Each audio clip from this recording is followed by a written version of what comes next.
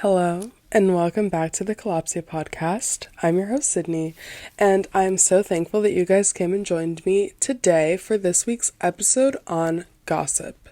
So, gossip is something that we all do. It would be a lie to assume that, we don't gossip. I feel like it's one of those things that is so hard to avoid because it's such a crucial part of humanity and human connection and the way that our society works. In our lives, we're going to find ourselves gossiping, whether that's at work, at school, with your parents, with your family, with your roommates, like anything. You're going to find yourself gossiping in life. And that's kind of just one of the biggest expectations, of life. And I feel like, we see so much of a negative perception of gossip, rightfully so. This isn't an episode to defend gossip, but I feel like we ignore the role that gossiping has in our society and the weight that it actually has in our, social relationships. So today I kind of wanted to distinguish gossiping versus processing because while they are very similar, they are not the same. And I feel like it's important to try to pay attention to our words and pay attention to the way that we're speaking about others, because that is not only going to affect our psyche and the way that we perceive these people that we're talking about, but it's also going to help us know, okay, am I gossiping or am I processing? And if I'm processing, okay, that's fine. If I'm gossiping, how can I shift this into the processing realm, But before we get into that, I just wanted to quickly mention this TikTok that I found, and it was a breakdown. Now, I realize it's on my phone and I'm recording on my phone, so I'll try to remember it in my mind off the top of my head. But it was a TikTok kind of distinguishing 4 categories of talking to people, right? And I feel like it was a pretty good basis on which to launch into this topic. And so when you are, talking to someone that is very close to you about someone that is very close to you, you are most likely processing, because this person knows you, knows this person, might be able to help you, give you advice, real concrete evidence on what to do regarding the situation. So that might be placed in the processing sector. Now, conversely, if you are talking about a stranger, to someone that you know very well, then that could be considered talking shit, right? However, if you are speaking to a stranger about a stranger that you don't really know, nobody really knows anything, we're all kind of just talking hearsay, then that is gossiping. And then at the last sector, we have talking to a stranger about someone that you know really well. And then that was spilling tea. So I think that was very interesting in the emphasis of the person who you are talking to having a major impact on the form of communication that you are then partaking in. When you're speaking to someone you know very well, about someone you know very well, everybody knows everyone, things can be refuted if you thought something, but it's like, oh wait, no, this is actually why. Then, okay, it's concrete things based on facts, most likely. So then you're actually processing. You're processing your emotions and stuff like that. Now, however, on the other side, if it's a stranger and you're talking to them about your best friend, you're spilling tea, you're spilling the tea. So I think it's so interesting to see how much of an impact the person who you're talking to has on the form of communication. I mean, I already said that, but let's move on. So the other thing that I wanted to mention here at the beginning, when it comes to talking about this topic, is that I've been reading a book about the law of attraction, which is called The Secret. And I've already talked about book 3 in this series by Shonda Rhimes, which was The Magic, all about gratitude. Now, The Secret And I actually, I'm self-launch. I'm gonna redo an episode on the law of attraction because I feel like when I read about it and learned about it a couple years ago, I took a few pieces and then forgot about the rest, and then have been preaching this one slice of it when like there's the whole pie, you know? So I feel like I want to revisit that topic. But besides that, the biggest thing that I want to talk about today is that the law of attraction, the basis of the law of attraction is that your thoughts place so much weight on your feelings and on the way that your life unfolds. And so if you are constantly thinking negative thoughts based on negativity, putting other people down, judging others, things that are usually synonymous with gossiping, not processing, but gossiping, right? These things that are usually synonymous with gossiping, it's going to have a negative impact on your feelings. It's going to have a negative impact on your mind. It's going to have a negative impact on the way that you trust yourself with relationships with others. And it's like, okay, if I'm capable of thinking this way, this person's capable of thinking that way. I'm getting ahead of myself a little bit here, but I didn't want to preface that the law of attraction and this book, The Secret, is what kind of led me into wanting to discuss this today, because I'm realizing just how much of an impact the way that you think, has on your psyche and your relationships. And so with that, let's go back and think about what the origins of gossip are and what the role of gossip has been up until this point, right? So gossiping has huge and major, deep evolutionary and social roots. It likely originated as a way for early humans groups to bond and kind of just share important information within their mini societies, enforce social norms. And before written language, storytelling had so much more of an impact, so much more of a role. And so it's not a shocker to see how gossiping could have had beneficial, aspects to it when it comes to early humanity, early society in the olden days, And so a lot of the time we're seeing gossip in history being used for survival, and it's essential to their society, essential to their fabric, right? Their ecosystem. And so it functioned as an informal way to communicate, was used as a way to inform others of like who could be trusted and who could not be trusted. And so you can see how that would have a major impact on their social ecosystem.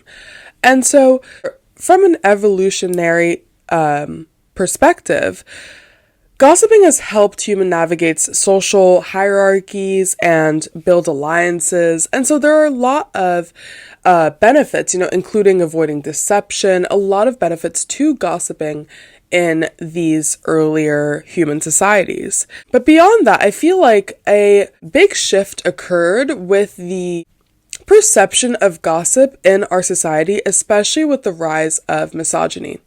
And I've not done that much of a deep dive here, but let me just ask my Google what they think. So beyond these historical roots and these historical, evidence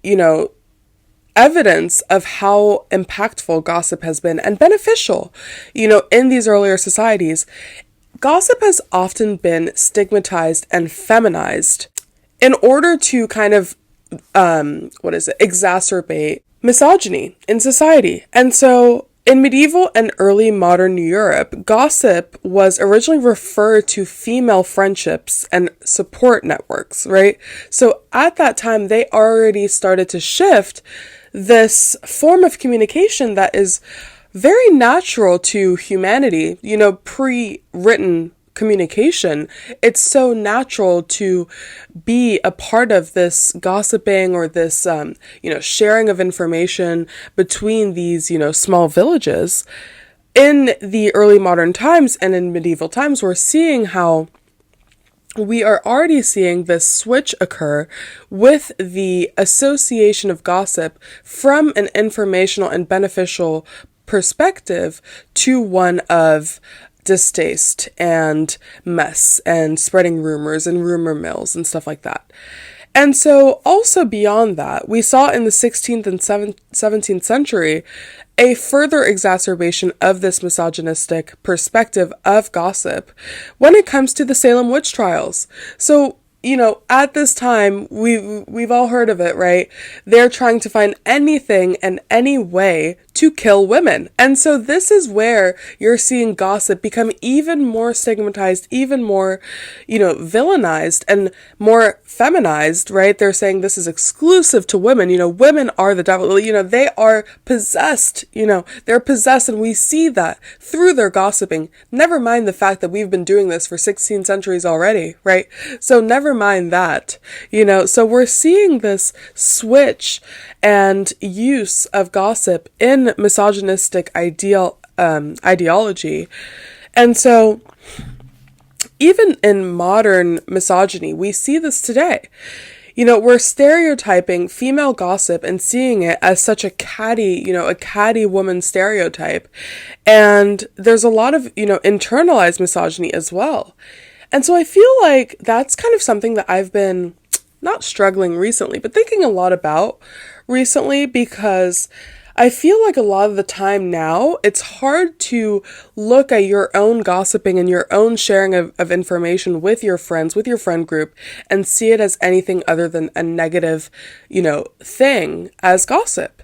And so I feel like I want to go back and think to ourselves, gossip had a reason here. And yes, it can be really bad and really harmful when you have these rumor mills, when you have this type of story where, the story could go something like this. Steven's dad told me about his friend from the golf course who actually married his sister, and that sister actually happens to be the cousin of the girl that we work with. And it's like, okay, so your source is your friend's dad who has a friend at his store, at his golf course, who then told you, like, it's so disprovable and so abstract, and you have no, facts to back it, and it's so distant from you and your circle. That, in that case, we're seeing that as gossip. We're seeing that as a rumor mill. It's hearsay. It's okay, you said this to me, I'm going to pass it on to that, pass it on to this, I'm going to pass it on to this. Now we're seeing how the telephone game and gossip is seen as a bad thing. And it is a bad thing in that instance. But now, when are we going to allow ourselves and give ourselves the breath to have this kind of processing, antithesis to gossip, right? Because just like we saw in that example, and I'll put it on, I will have put it on the screen earlier in the episode if you guys are listening, then I'll leave it in the show notes, maybe the link to the TikTok I was talking about. It can be hard to conceptualize in your head. But when are we going to give ourselves that breath, that allow ourselves to have these moments of discussion with our peers, with our friends, about situations that we might be struggling to go through and to process on our own? And having that kind of feedback mechanism can be tremendous for the health of that relationship, for the health of your perception of this relationship and of your communication styles. It will help get out of that sense of, I don't know what's going on, I'm so confused, maybe I should talk to someone about it, And we see this with people who go to therapy, and we see it as a positive thing, right? We see it as a positive thing when you're going to your therapist, and it's like, great. But at the same time, does everybody have access to a therapist? Is that something that every single American human has access to? I wouldn't go so far as to say that. And so, and never mind the rest of the world, right? And so when we're looking at this quadrant that we saw on the TikTok of talking to someone that you're very close to about someone that you're very close to, and also keeping in mind that, these two people, they might know each other, they might know of each other, they might be able to speak on their character and be able to provide actual insights into things that you might have missed. then we're seeing this kind of ancient use of gossip being brought back. We're using our tools in our community and our ecosystem and our support system and kind of using each other as feedback mechanisms. Like, okay, Sarah said this to me, but I guess I'm so confused why she would say this to me. It was kind of rude. And it's like, okay, your friend's gonna be like, okay, well, Sarah actually got the news that she didn't get that job just that very morning. And maybe that's why she came to you and spoke to you in that way. And it's like, okay, now I'm on this side and I'm like, oh, okay, so Sarah treated me this way, but, now Susan just told me that Sarah might have told me that because she lost her job that very day. You're accruing and you're pooling all of your information into one pot of information for each person to then be able to draw a conclusion, an educated conclusion with all the facts. And so I feel like when we're thinking about gossip and thinking about speaking to our friends, to our friend groups, to our community, and trying to lean on each other in this way to share information, I feel like it's very important to think about the role of internalized misogyny and what that could be, how that could be impacting your view of what you're doing. And this is not to defend gossip in a total way, but I feel like, especially myself, when I find myself leaning on my community and trying to kind of gain more data, it's almost like data collection to me. This, better side of gossiping, right? I'm not trying to provide a rumor mill, right? But when you are trying to accrue that data collection, try to think to yourself, okay, I'm getting this version of this person. Maybe they're getting a different version of this person. How can these two versions of this person collide? And what does that mean for my, willingness to surround myself with this person? Because it's also important to notice that in our society, a lot of deception can occur as well. And we saw the use of gossip as a way to fight deception and tell each other who we can trust, who we cannot trust. And it wasn't seen as a negative, up until the Salem witch trials and early modern Europe and the medieval times. And then we're seeing this misogynistic ideal come in and kind of batter this useful tool, this useful social tool, as a way to marginalize a specific category of person. But all of this goes to say that, it's important to notice when you are having this kind of societal and generational internalized misogyny also play a role on your perception of these types of social communications, because having that negativity placed on yourself, that self-judgment, because I feel like a lot of us, when we find ourselves leaning on our friends, trying to vent, trying to communicate, trying to process, I feel like a lot of the time you're trying to only think positively and you want to be this super positive person who doesn't talk badly or doesn't have anything bad to say about anything or anyone. It can bring on a lot of self-judgment when you do find yourself in need of trying to process or trying to lean on your community, because you've been told that venting and processing and gossiping, it's all the same and it's all negative, and women only do it, right? That's generationally kind of the story that we've been told. And I want us to unlearn that. I feel like it's very dangerous to see venting and see processing as this very negative thing, because it's something that we require, especially if you don't have a therapist.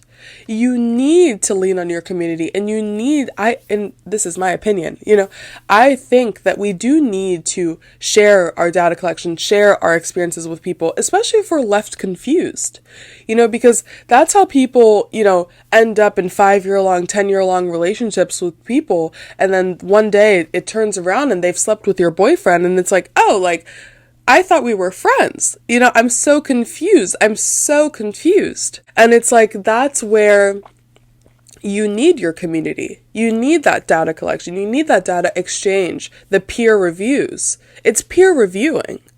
And so with that kind of scientific segue, this is actually great. I wanted to talk about the psychological benefits of venting and processing, because I think there are many. And I think that we need to unlearn this narrative of internalized misogyny and killing ourselves for wanting to talk to our friends about things that we're confused about and just wanting to process our emotions. And so let's go into that. Now, back to my research, one of the biggest benefits of venting, processing, gossiping, right, but processing, is that it reduces stress and lowers cortisol levels.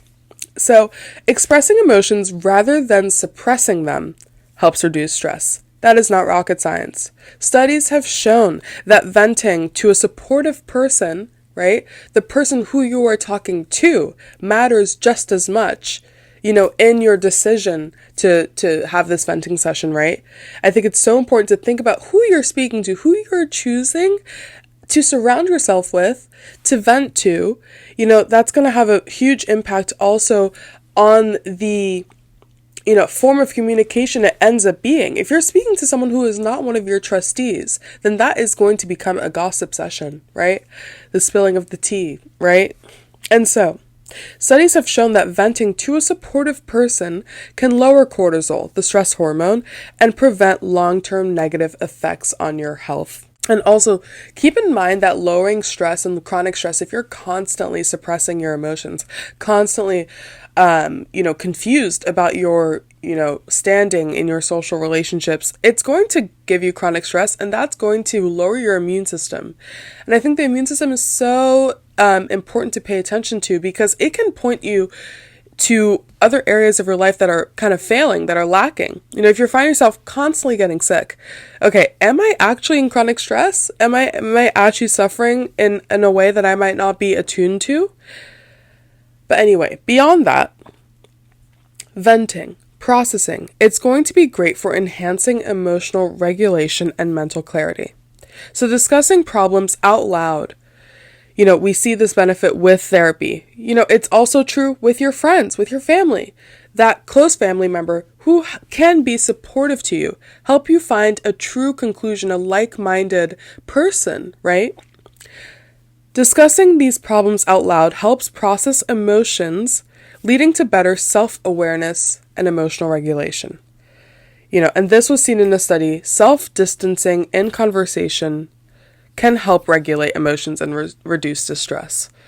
So this is so interesting as well, because I'm actually reminded of something that I've started watching, and this might be controversial, but I didn't know about the controversy when I was watching it, which is Khloe Kardashian's new podcast called Khloe in Wonderland. Yes. And it is controversial because apparently she was promoting it and, trying to draw attention to her podcast during the forest fires, during the wildfires, which was very sad and distasteful. But I did not know about it. I only discovered it the week afterwards or something like that. But in her episode with Mel Robbins, she discussed the importance of using your community as a support system, because, Khloe Kardashian has been through a lot of cheating scandals, during her pregnancy, 2 days before childbirth. She's dealt with a lot of betrayal from people who are what is it called? So-called confidants, close confidants that could be trusted, with all that betrayal. She was discussing the fact that she still wants to lean on her community and recognizes the importance of leaning on your community and on your friendships and, even alongside isolation at times, is that it's so important to surround yourself with people who are like-minded and who are not going to want to keep you down, right? Because a lot of the time when you're venting to people and when you want to process and when you want to have this productive conversation, if you choose the wrong person, some people are almost, what do they call them? Observation souls, or there's a term for it, but these people are almost just like these souls that fly around and want to witness, a witnessing soul or something. They want to watch you suffer subconsciously. They might not want to, but when you are in distress or when you have a problem, they're going to tack it on. They're going to be like, oh, and I can't believe they did that. How could they ever do that? Like, that's even, and then your your emotions are spiraling, and then you're talking to this person saying, and I can't believe they did this to me, and then this person's coming back to you and saying, and I can't believe they did that to you, and that's terrible, and I hate them, and you should hate them, and then you're even in a worse mood after the conversation than you were at the beginning. But if you spoke to someone who is a like-minded soul and wants to try to move through it, you're coming to them and you're saying, and I can't believe they did that to me. And they're saying, I can't believe they did that to you, but this is what we can do, and I can't believe they did that to you, but how do you feel about it in this way? You're trying to work through the problem through this external feedback mechanism. That is your friend. That is your mom. That is your cousin. That is your coworker. It can be anyone, but let that person be a like-minded person who doesn't want to keep you in the problematic mind state and instead wants to help you through it to growth. And so back to the benefits. Processing and venting is also going to strengthen your social bonds and your support networks. And we saw this in the study 2006 by Cohen. Social support can buffer stress responses in the brain, and that is not rocket science either. Sharing struggles with a trusted friend or therapist is going to help you strengthen your relationships and increase your feelings of belonging.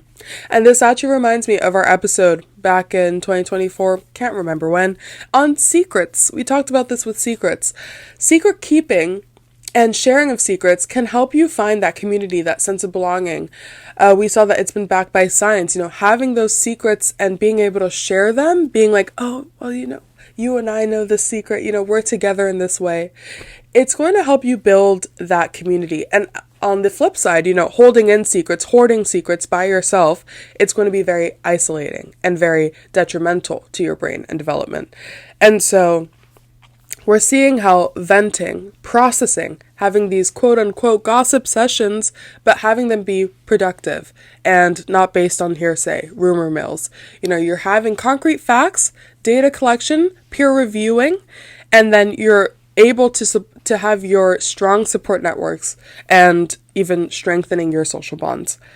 Now, the next thing is processing is going to encourage problem solving and cognitive reframing. Now, this was shown in a 2003 study by Gross and John called Cognitive Reappraisal is Linked to Better Emotional Outcomes. So verbalizing an issue can actually help you identify solutions and reframe situations in a more positive or neutral light. Just like we had with the example of Susan and Sarah. Susan comes to you, says a very bad thing. You talk to Sarah about it. Sarah says, well, Susan is having a really tough time today because she didn't get that job. Now you're able to have, okay, the positive was this.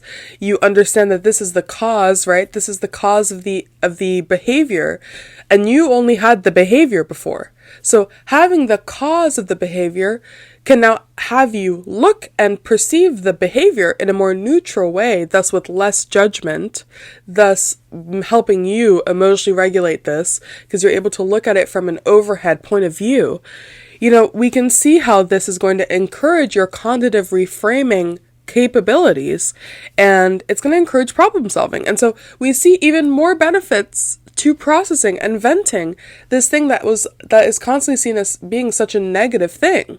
Beyond that, we also have that it boosts psychological resilience. This was seen in a 2004 study by Bonanno. Expressing emotions rather than suppressing them is linked to resilience. And now we saw this in the first example of, reducing your stress and your cortisol levels through being able to express your emotions and not holding that in, right? People who regularly express their emotions in a healthy way are better at coping with challenges and adapting to stress. The other thing that we've talked about on the podcast before is that the more challenges, the more problems that you go through, the more that you're able to move through them and get yourself through them, every single time is tacking on new votes to that you who's able to push through challenges and get through problems. And so in the future, when more things arise, it's like, okay, well, you know what? I was able to get through this and this and this and this.